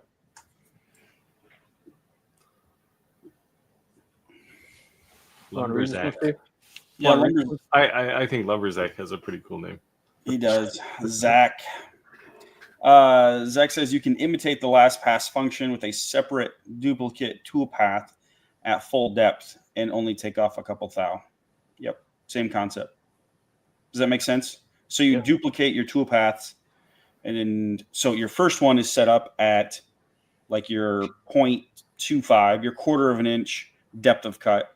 Duplicate that one and change it to a full depth cut. So you're only doing one pass, but you're moving in a couple thousandths. So 0.02. Yeah, see, Clack said all my toys have their own UPS. The one on the seat doesn't last very long, but saves me on big jobs from a flicker. Exactly. Yeah, really, that's what you're trying to most recover from, right? Is just a drop in the line voltage. Right. That's enough to do something wonky. Take out the controller, like just reboot it or do something crazy. So I may be like anal with that kind of stuff because my job is to modernize our power grid. Right. And I run a lot of reports that say the efficiency levels in our power. So I know behind the scenes stuff that most people don't have access to. So I know how beneficial it will be, So it doesn't make a difference to your refrigerator, right? But to a precision machine that's the current slight fluctuation, it definitely can make a difference. So here's a question for you. Let's say, hypothetically, because this scenario could happen, let's say you have a UPS, right? Mm-hmm. That is on your CNC machine. Power goes out your lights aren't on a UPS. Right. Your machine's still running in the dark. Yep. Is that a worry? No. I'd Your be kind of worried about that. Your laptop's on a battery, right? Yeah, no, he's not worried about the machine. I know, he's but what worried I'm saying about feeling around in the dark. Right. No, but what I'm saying is your laptop's on a battery, your CNC's on a battery, and unless you live in a real backwood rural area, even if you did have a power outage, unless it's like a drunk driver hits a pole in front of your house, right? Right. We restore power within 3 hours. You know, and that's for like a drunk driver hit the pole and knocked out 3 poles. You know what I mean? Yeah. But otherwise, our power is like 98.8%. That's what you want to be. It was a scenario in my head of like, having a machine running. Like you could do the same thing with table saw, right? Like, let's say you have it on your table saw, power goes out, it's still running, but Yeah, this is an interesting dilemma, right? Like certainly on a table saw, if the power goes out, I'm quite happy if the table saw stops. I am too. But realistically, a CNC is no different, right? Like I would want that baby to stop if I'm standing in the dark. Right. That's the advantage, like with a table saw, with having what they call a magnetic starter on it. Is if your power goes out and the saw stops, if you don't have a magnetic starter to drop that connection off, and the power comes back on, so does the saw. Yeah. So I've had something not exactly like this, but okay. So when I was in my basement shop, right? It's just a walkout basement. That's where I started woodworking, and like power. I didn't have enough circuits. I know everybody probably deals with this, like having enough circuits for all your power tools and loading them up, and so I was actually running the table saw. It happened to the table saw once, and it happened on the I was planing some wood one time, and I popped the breaker, and so the machine stopped, right? But in the planer, the wood was still in the middle, and if you don't remember to shut off the switch and you go flip that breaker back on, it's going to start right back up. Yeah. And it doesn't have the ability to ramp up, right? It's starting from, like, it has contact with wood. Well, it probably stalls. Yeah. So the other thing is, like, I flipped it on with the table saw. Like, obviously I didn't have wood in it. I wasn't around it, but I didn't turn it off. And I go downstairs after flipping the breaker off, because it's in the garage. The breaker box is in the garage. The table saw was running when I got downstairs. You know, it's like, oh, yeah, that's where I left off. Is the cat still there? Yeah. So I don't know. I'd probably want my CNC to stop. Yeah, I might screw up a project, but right. But what I'm saying is that the whole idea of is that yes, it is a UPS, but to me, I'm not using it because I want my CNC to run when the power goes out. I'm using it because when I had that initial amp draw, I don't want to ever trip anything, right? Yeah. Especially like you said, you're on that threshold, or I could be at that threshold. The other thing is that I'm using it as a power conditioner to condition my power to be able to have, the best power source that I could possibly have. No, I think it's a definitely a thought worth. Right. And then the other flip side, it is a surge protector, right? So if you do get a surge, it's protecting it. And for some reason you take the hit, it's 300. What is it? I'll look at it right now. I thought it was 325,000. That's insane. It has a 3-year warranty, $375,000 equipment guarantee. $375,000. Like, I don't have that much equipment.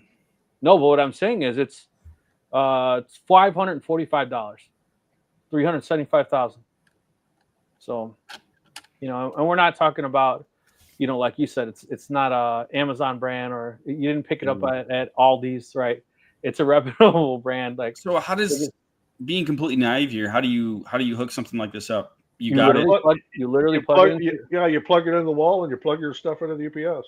That's just it. A fancy power bar. Yep. Yeah, I mean, if you want to get geeky into it, like, it has all kinds of crazy displays on the front. You can hook it to your computer, hook it to Cat 5. Like, you could run reports. You could see all kinds of power analysis, like it lets you see some crazy stuff that Roger and I probably don't understand, but you know. I used to do power quality for some pretty big industrial customers, so I know all about power quality and oscillatory transients and harmonics, and I know all of that stuff. Yeah. I just want it to work when I turn it on, okay?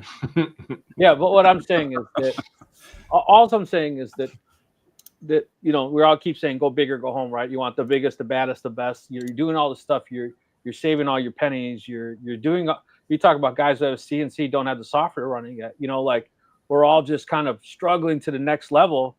And if you've made it there, you take a hit and you lose it. Now, are you calling your homeowner's insurance to say I have a commercial grade equipment at my house? Do I have a business policy? Like, oh yeah, you know what I mean? Can you afford to buy a new one, or do you have to make that insurance claim? And then when you make that insurance claim, was it even covered? So for $500 for 3.5 years, you're covered. Like, to me, that's yeah. If that's all it did was an insurance policy you bought for your equipment for 3 years for $500, you couldn't buy an insurance policy for that much, right? Yeah. That was a rabbit hole. To answer this question here, well, which one? Sorry, Roger. Where were we at? Right before that. Right there. Go back. Go ahead. Yeah, what we're talking about with it is, at the very least, on your valuable electronics, you should have what they call a surge suppressor. Now, here, around here, we talk in the electrical trade, we talk about sags and surges, or sags and swells is the proper name. A swell you would get when the power goes way above what your nominal voltage would be. Usually that comes from a lightning strike. You know, let's say it strikes a pole a few houses down, that oscillatory transient will follow its way right into your house and will look for the most sensitive thing it can find and blow it up. So that's why you want to have at the very least, a surge suppressor. What Rick's been talking about, having a UPS, if you would get, and like I said, we have them on our servers here. If you get a sag that lasts more than, let's say, 10 cycles in that 60 cycle run, then it'll shut that piece of equipment down and you'll have to go back and restart it. The UPS will carry it through it. It'll carry you through these little sags and bumps, and it'll keep running for a while depending on how big of a UPS you have. Ours are good for about 3 hours just running the server. On our, you know, like my desktop computers and stuff, we don't usually put those on UPSs. They're just on whole house surge protection. Yeah, and when you literally turn the piece of equipment on, you can go under the settings and you could say, how long will this last? And they'll tell you by the minute, by whatever. They'll tell you. You could run this piece of equipment for 5 hours, 4 hours, 3 hours, 2 hours. They'll tell you. You know, but it depends on the connected load. Right, but the point is, you're not probably going to use it for 4 to 5 hours. The point is, whenever you have an intermittent blemish in your power, your equipment will never know it. You're conditioning that power to be a consistent, perfect power source. Yeah, that's cool. Yeah, I think this is a great conversation just to bring up, just because I think the average person has no idea that this is a thing. Yeah. Like they know surge protectors, right? But I think using UPS, not for shipping, but for electrical stuff, is beyond I don't know. It's just like, it's not talked about unless you're an electrical specialist. Something else people have to keep in mind on surge protectors is the ones you get at Walmart aren't near as good as what, I mean, you need to buy something with some quality. Get a name brand on, like APC or something like that. Don't just get the generic one made in China and plug-in strip that says a surge protector. And if you look at how many joules it's worth, it's not worth much. Yeah, that's why I said APC or what is it? Cyber Power. They're really good. And Schneider. Yeah, so if you were to stay APC and you were to go into 1500 watts or higher, they don't have that in like the lower grade. That's pure commercial grades, and they get pretty expensive. So that's what I would go to Cyber Power. But I tend to stay in the APC when it's 900 or 1,000 watts lower. The only reason, to be honest, is because I like the display on the APCs better. That's it. I like the display. It's got pretty lights. Yeah, I mean, technically, it's probably better that the cyber power actually is off and you have to turn it on because it is using power just staying on. But I like the fact that, you know, like you can have a percentage, right? So you could say, you know, 100, whatever the current that's coming in, how much of that current are you using? It has percentage. So what's crazy is that you turn your CNC on, that number could jump up to like 120%. So that 20% that was overdrawn, it drawed for that from your battery source for that second it's turned the battery on, didn't trip your breaker, and then after it's on, you see it go down to like 25 to 50, 30%, because it's only that first initial draw that has a hard, amp draw when it first turns on. Yep. Get it cranking. Interesting. Yeah. All of my UPSs are APC, but it's about a 40-second switch over for my generator to turn on, so it only has to live that long. Yeah, exactly. Yeah, so what I got crazy into them too, because when I have a shaker for the DTF printer, it takes the film off of the printer, it brings it down to it bakes it. It shakes it, bakes it, and then rolls it back up. That thing uses a lot of power. And if I tried using a heat press in the same exact room, boop, right? And those lights only kick on to like high power every now and then, like when it has to maintain a certain temperature. Yeah. So I was always at that threshold. And so I use those UPSs and no more problems. How many joules do you recommend for surge protection? When you go under there, they kind of break it all down. It basically tells you like, I didn't know if there was a number, like, if put it this way, if it's that big of a hit, you're gonna take it. The higher the joules rating, the better it is. Right. Of course, you can't go overboard there, but right. I like this one here. Since I have a bathroom extraction fan on my CO2. Well, I guess we have fume extractions in every one of our bathrooms here, and they work. Just put your laser in the bathroom. That's right. Just put it in the bathtub. Be all right. Hello from Atlanta. LTX. I just changed out my giant 30 amp turbo fan from my laser to Vizio Sun and gets great extraction but less noise. I use a hydrophonic fan. Yeah, that's basically what this is. Yeah, it's a Vivo Sun. That's what I use too. I've got two of them there. Yeah, I have one of those. Actually, I have two of them, but one of them I replaced with the X-Tool inline fan. Yeah, I have a 6-inch. Which is decidedly more noisy. Yeah, I use 6-inch water main PVC. And then the fan, that's how I ran mine. Yeah, my big laser runs on a 6-inch. Yeah. Right outside. The Impaler said, okay, what channel in Facebook has the chat for this live? All of them. So each one of us are on our own Facebook pages, or each one of us are on YouTube. So if someone joined Andy's Facebook page and they typed the chat, you would only see the chat comments in Andy's Facebook page.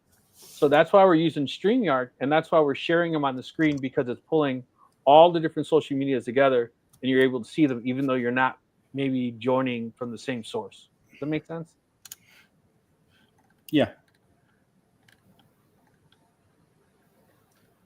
Multicraft said, good info since I'm still using Carbine Create. And that's when we start talking about that software stuff, Andy, you're really not saying it's like one versus the other because of personal preference. You're saying one versus the other because the ability is just another level, right? Oh, yeah. Yeah.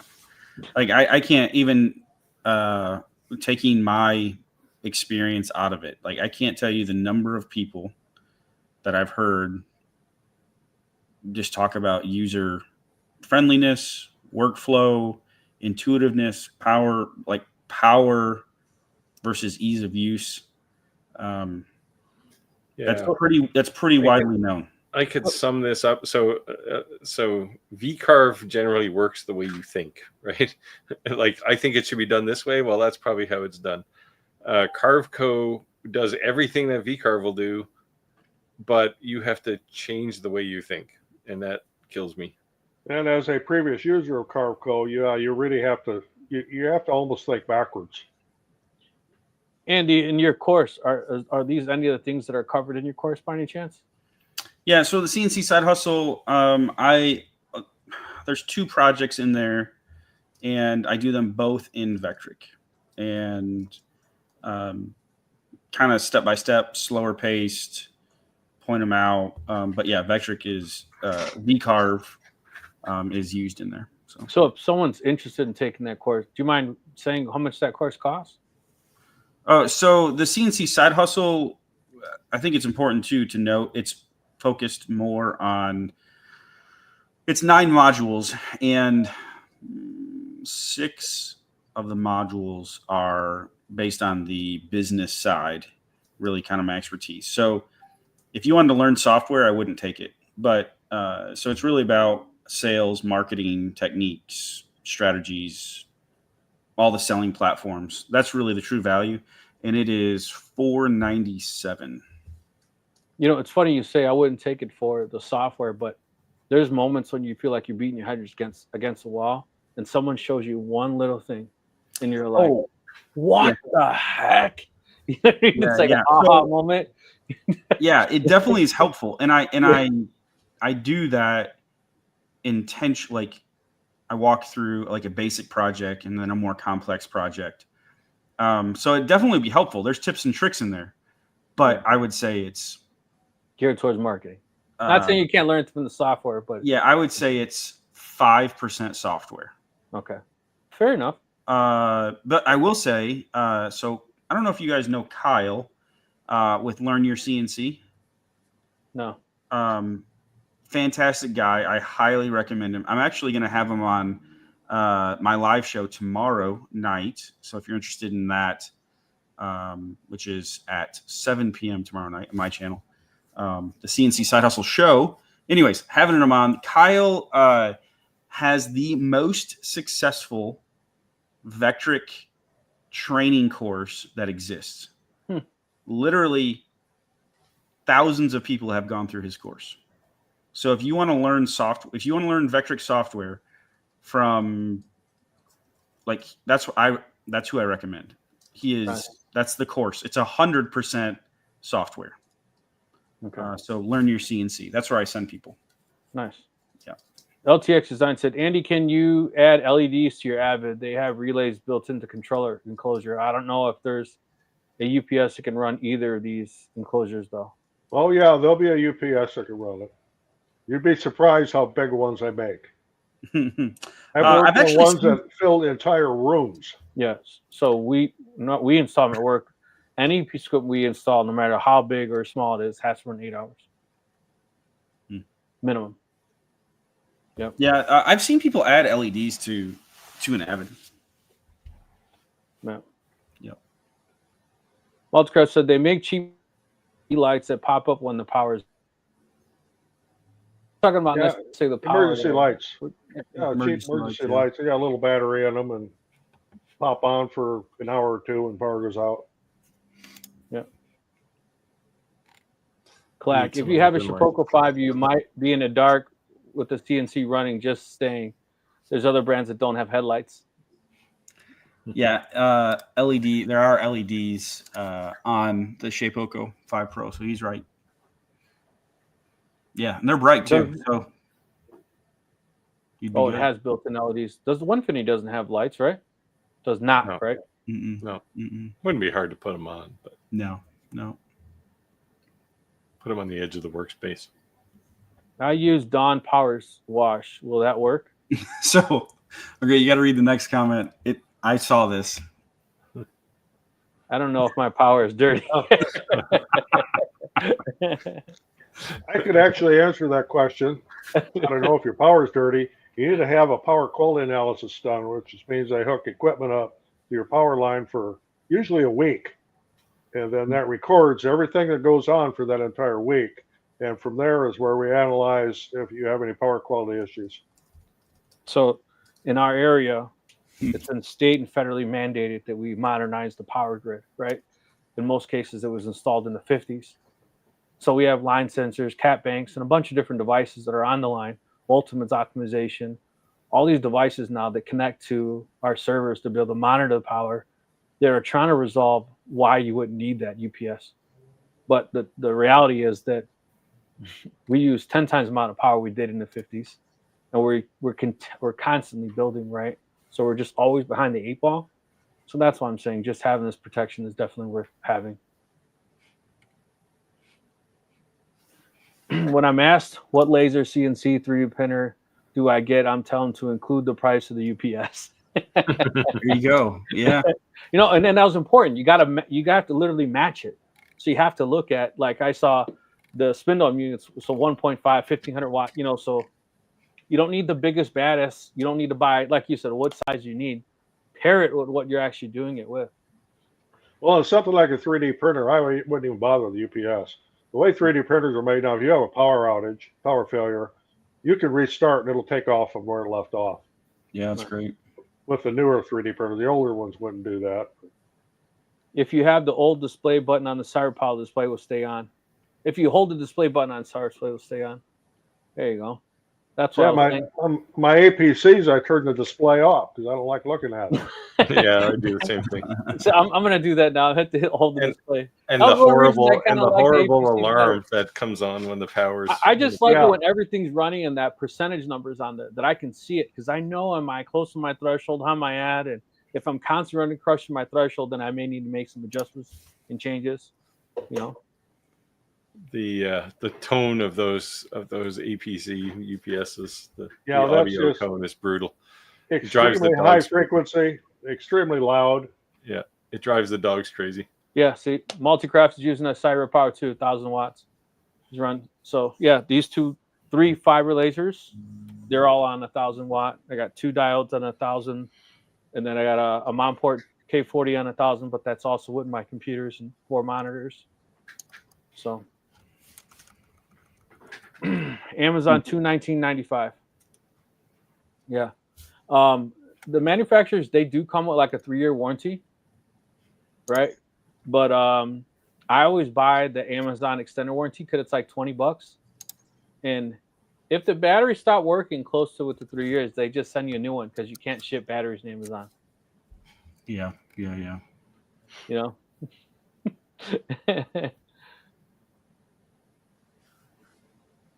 Hello from Alabama. There you go. Multicraft said, "Rick, quit fishing for a free copy of the source. Just buy it." No, and I'm actually going to use Andy's affiliate link and buy it. So yeah, appreciate it, man. Yep. If you want to learn the software, I think Kyle's the best one out there. Learn your CNC this program. Yeah, I have to check that out. I've never heard of him, to be honest with you. Yeah, he's I'll have him on the live tomorrow, on my live show tomorrow. So I'll drop in. I've known Kyle for a couple of years. Great guy. Do you know by any chance what his course costs? He's got a couple different versions, but I think I don't want to misquote it, but a couple $100 maybe. Okay. Yeah. LTX Design said, "Roger, I should have clarified consumer grade UPSs for our CNCs. LOL. Most off-the-shelf UPSs don't have 50 amp outlets." No, you need to go commercial. You have to go commercial. Yep. And you'll notice right away when as soon as you go up above 1,500 watts, you'll see them. They'll start saying like twist lock plugs or 30 amp plugs, and they'll have the twist lock because they know it's a 30 amp or higher. They don't have just a standard plug-in. But they'll say it in the description. So it'd be hard to get one for that, the spindle, the 8.7 horsepower spindle. No, you can definitely get it. Oh yeah, you can get one for that. 100%. I think even with 100%. There's UPSs that power entire substations when the power goes out. No, I know, but like with the it has a weird plug. I think it's a 50 amp, 30 or 50 amp. Definitely get it. You might have to go a commercial grade if you have some weird, but definitely. Like I know they make it big enough, but I'm just for my What's the 10 of man Taylor's when he's like, rah, rah, rah, rah, Yeah. Like, does that, yeah. We needed to add that meme in when you made that comment. Yeah. You can definitely buy it though. So I had 2 LED TVs die in my house. Could that have been caused by dirty power? Not necessarily. Actually, a lot of the LED TVs anymore actually have a surge suppression built into them. Usually blows the fuse out of them or the thyristors. Yep. Which is an easy fix if somebody knows what it is. They, but a lot of people don't know that. Yep. But you should even okay. So now we're talking. Even my living room, where my game consoles for my kids, and I have an 85-inch Samsung TV. Guess what that's plugged into? A surge protector UPS. You know what I mean? You got to watch TV if the power goes out, man. Half of your power bill has to be to just charge batteries and UPSs. No, because what you got to understand is that it's like a trickle charge, right? If you're not actually pulling from it, it only barely uses any power at all to maintain, right? Yeah. It's just like battery maintenance, because you're not actually using the battery. And I'm only using that as a protection, because you could just buy a surge protector, but it's way more than just a surge protector, right? Yeah. I think it's just to keep your kids happy when the power goes out. Yeah. Well, with harmonics, unless you have a 3-phase service, you're not going to have a harmonics problem. Yeah. Harmonics only show up when I'm going to get technical here, but when harmonics start causing problems, it's in what they call the third order on 3-phase systems, and that's when the neutral becomes unbalanced. If you have a single-phase service like in your house, you'll never have a harmonics problem. They'll take some. The bad part about UPS is the battery likes to die between 12 and 4 a.m. and it never dies. Yeah, well, because when the battery finally does die, you hear that. What is the beep? You'll know. And that's why I said. So most of the manufacturers have about a 3-year warranty on the battery. A 3-year warranty on the entire thing, and within the 3 years, if the battery goes out. But to be honest with you, I've had batteries last 7-8 years. The time that you kind of see that the battery dies is when the battery is constantly being used. Like if you're constantly like running out of power and it's actually being used to draw down, draw up, then it's like your car battery, eventually it dies. Yeah, there's an idea, because boy, when our UPS is going to alarm, you can hear it everywhere. Yeah. Most UPSs have a way to turn it off, though. Snip that line. That's the first function I find on the UPS. Tesla. I hate Tesla, but the Tesla Powerball is insane, because 2 batteries could run an entire house. Like, that is so awesome. Yeah. But I'm not a fan of his. I'm not a fan of him, but right. They have good technology. Yes. Well, he bought good technology. I could say that. Yeah, well. I have a monitor waiting for me to replace the fuse. Yep. Andy, so this is his so that's actually an affiliate link that I have with Kyle. Again, I've been through the course. I think it's fantastic. I recommend it. I've actually got a code. Let me check here so I don't misquote it. You should drop it in the Facebook group. Yeah, I will drop this in there. Bird 10. If you use Bird 10 at checkout, it'll save you 10%. What if you do Bird 50? Will it work still? You can try it. Bird 100. Try it. Like, you know how we recommend products, and obviously we're being YouTubers. A lot of people recommend it, but and this isn't me overselling it. Kyle's is one of those products that, if you just go to his website, you'll see how successful it is. He doesn't even have to sell it anymore. And it's funny. It's interesting that you guys have never heard of him. It's very well done. How long is the course? I'm not sure how long it took. I mean, you can go through it in. Again, he's got a self-paced course. You're just watching videos yourself. Yeah. So, is there any classroom environments or lives with your people?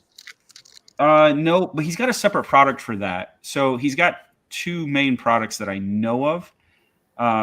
the one I shared is to his master training, but he has a weekly training as well, where it's I think he does 2 live streams a week, where it's a kind of a classroom environment that way. So, and that's a subscription. I think it's like, I don't want to misquote it here. Let's see.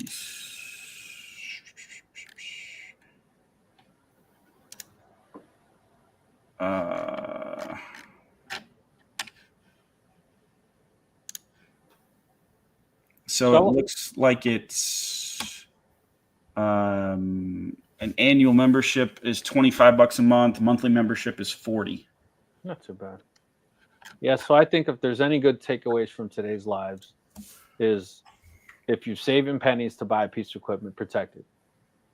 If you're saving pennies to buy a piece of equipment, learn to use it to your best of your ability, whether that by using a free resource like a Facebook group like ours, or just YouTube videos, or if you have the ability to pay for the course itself, you know? Yeah. The thing with courses, what you're buying is you're buying speed.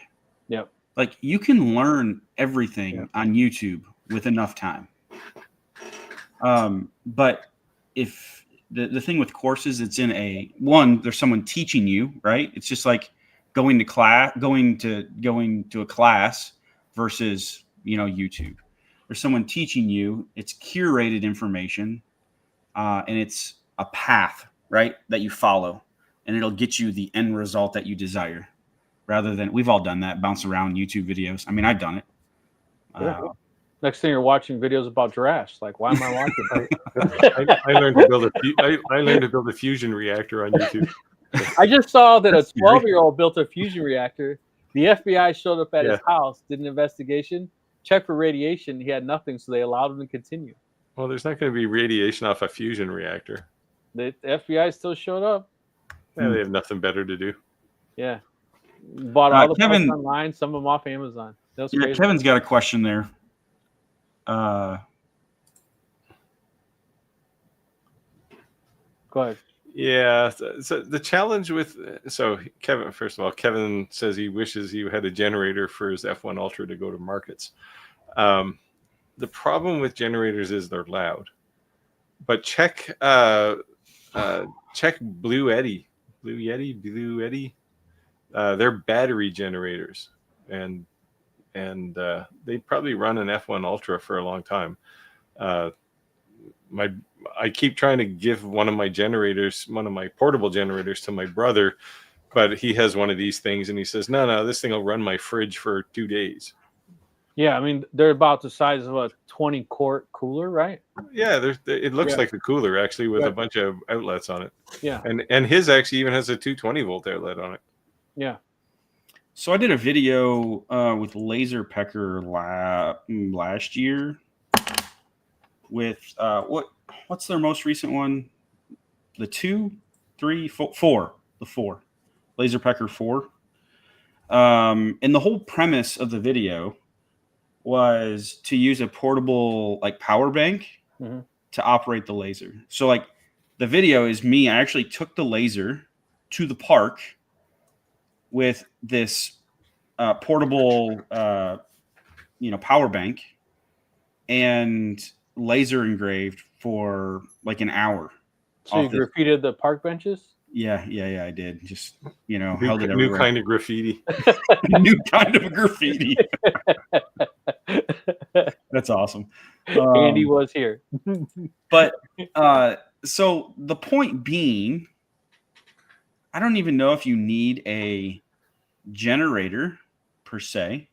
If you had a big enough portable power bank. I would say though, Honda generators, if you did want to buy a generator, they're quiet. Because they have one disadvantage: their square wave output. Yeah, so you're going to have to make sure that what you're using it with will handle that. Instead of the sine wave is what's normal power. Right. Square wave raises hell with electronics. Right, yeah, but if you're using anything with one of those power brick type adapters, those things will take just about any kind of power and turn it into. Yeah, and it's a good point you brought that up, Roger. So the Cyber Power and their APC power, most of them are sine wave. Yeah. Yeah. But we used to use them because sometimes we need temp power. We chain them to the pole because people steal them, right? Oh, sure, yeah. So, And same thing with inverters, power inverters, even the ones you like hook to car batteries. If you get 120 volt AC power out of, you need to check to make sure they're sine wave and not square wave. yeah. Because it's a lot cheaper to manufacture those that put out square wave than the sine wave, and that is also filtered and regulated, whereas a square wave usually isn't. Yeah, so I was looking at Blue Eddy. They actually have one that's on wheels, but it's only a 3,000 watt. But they do have a 6,000 watt version of their power brick. I think I have one of those coming. We'll see. I've been going back and forth with this company. They have supposedly a whole house system. It always scares me when people backfeed in their house, man, because they don't know how to disconnect their house. That's how you kill a lineman. I've heard that. That's why they make transfer switches, and that's why qualified electricians should be putting those in. Yeah, Right. that's what my house has, a transfer switch. Yeah. And what do you call those, suicide cords, Roger? I actually own one, Yeah. but I know how to use it. Right, yeah, suicide cord. Yeah. But it just scares me because you can just buy it off Amazon, right? You're gonna kill somebody. Yeah. You want to read this, Roger? What is that, Bluety? Use Blue one Eddy. of summer markets for the F1. It lasts all day. Still more than 60% power left. Yeah, There you go. Cool. So we definitely went down a rabbit hole today with this power thing, but I think to Andy's point is that it's probably not something that most people are even aware of. I can jump my car with my bare hands. The bearded Viking. Oh man, he does one of these. I got the power. Did you guys watch Bozo the Clown growing up? No. Yes. Do you remember the noonie noonie noonie noonie? No, I don't. It was the guy who wore the turban. Okay. He had a big medallion on his chain, and he would like do magic. He'd go noonie noonie noonie noonie. That's how you got to start your car. Something that's probably clearly banned for the modern age. Probably. But it was a big Chicago thing because Bozo the Clown was in Chicago, right? Yeah, yeah. So, but I just remember the ball toss game. Yeah, That's all I remember. yeah. we're aging ourselves here. Yeah. Some people younger in the crowd was like, "What's that?" We're gonna have people YouTube and searching now. Well, who's Bozo the Clown? What's the name again? What was that name again? I think he's talking maybe Blue Eddy. Just scroll back in the feed a bit. Yeah, that thing. There you go. Yeah. Harbor Freight has some new generators look pretty good. You know what's funny about Harbor Freight is it's almost hard to tell difference between some of their products. They've actually done tests with Snap-on, and they were so much like Snap-on that Snap-on sued them, right? So like we had these Honda generators that we run all the time because when we have to splice lines together, we sometimes would bring them down and pull them in a trailer, do a splice to bring them back up, right? And then move slack and do all this stuff. But sometimes you can't bring trailers and all that, so we run on tents or we run with generators, and those Honda generators are pretty expensive. Mm-hmm. So we only get so much money we can spend a year on like our stuff. So we started buying those Harbor Freight ones to run our equipment. When you put them next to each other, we're like, dude, this is the same thing. I mean, there was like tell me what's the difference other than the silkscreen printing on the plastic. Like, what is the difference? You know, it was so funny that it was like a carbon copy. You know, But yeah, but Harbor Freight's actually getting pretty good. I think that if you buy it from Harbor Freight and it's like outrageously cheaper, then you just know what you get when you're paying for it, right? It's usually the way, yeah. Yeah. Multicraft said, is the correct way to use a bit 0 for the XYZ before using the bit setter for bit changes? Bit changes? That's not a me question. That's a He's talking about the CNC question. Yeah, he's talking specific. I'm pretty sure the bit 0, bit setter. Those are both Carbide 3D products. Is it correct to use the bit 0 for XYZ before using the bit setter for bit changes? You shouldn't need one of those. No. They The ultimately bit both do setter- the same job. Yeah, so the bit 0 should be used at the beginning of the job, and the bit setter should be used for tool changes. Don't you have to use the bit setter all the time? Yeah, so I'm thinking let me confirm this real quick. Because if you use the bit 0 on bit 0 could be different 0 than the bit setter, right? Bit 0. So your first tool change would create an incorrect height. Oh, because the bit's different, literally. Yeah. Well, it's different, but where it thinks 0 is and where the bit setter says 0 is are two different things. But that's compensated in the machine. Is this machine magic? Like, how does it do this? Okay, so the bit 0 is the touch plate. Right. So when you first set up your job, so what happens with the order of operations for Shapeoko is the machine will home to the back right. That's where it homes itself. Okay. And then it automatically comes forward, touches the bit setter, and then stops. And then you're in control. So then you would jog over to your XYZ 0, use your bit 0 to establish your 0.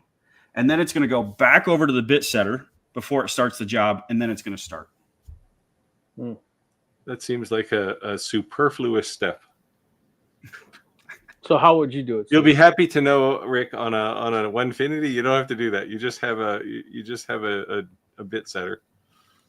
You can use either the bit 0, like the equivalent of a bit 0, which is just the aluminum block, or you can use a tool setter, and you always use the tool setter in that case. That pushy one I got. Yeah, mine is just a plate, but yeah, if you got a little spring. So what is the advantage for that pushy one versus just a block? Well, here, great. The question, the bit setter, the pushy one, allows you to do is when you have tool changes, you don't have to re-0. You never get out the bit 0 again. Yeah, but on a Onefinity, you would just start with the tool setter. Like, I have one of these blocks, and it basically sits in my desk drawer because I never use it. How do you set your XY 0 then?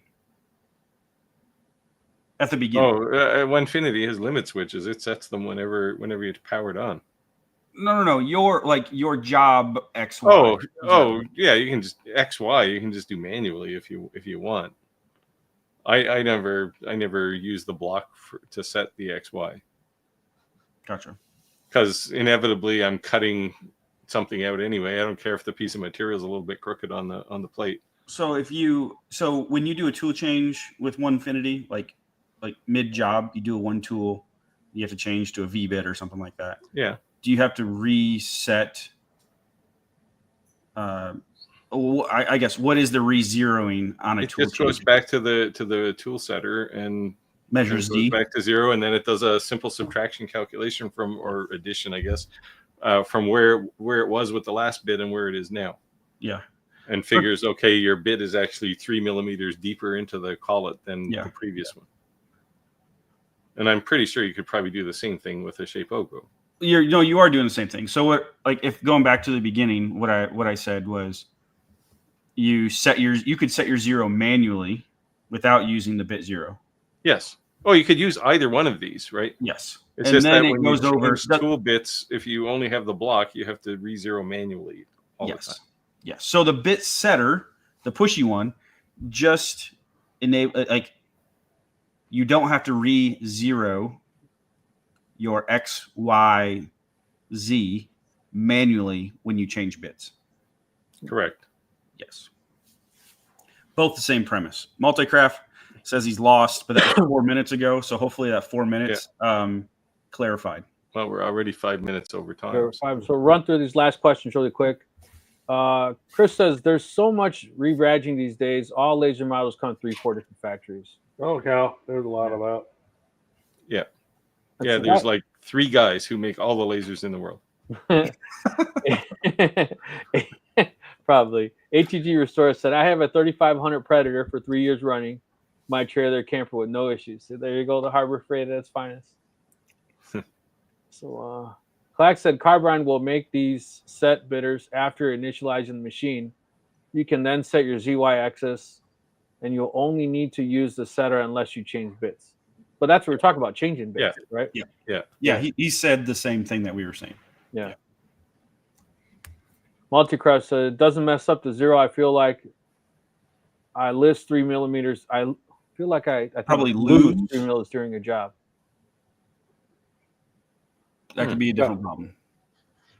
That could be a lot of things. Yeah. Clack said, I haven't had an issue. You can reset the location of your bit setter if you needed.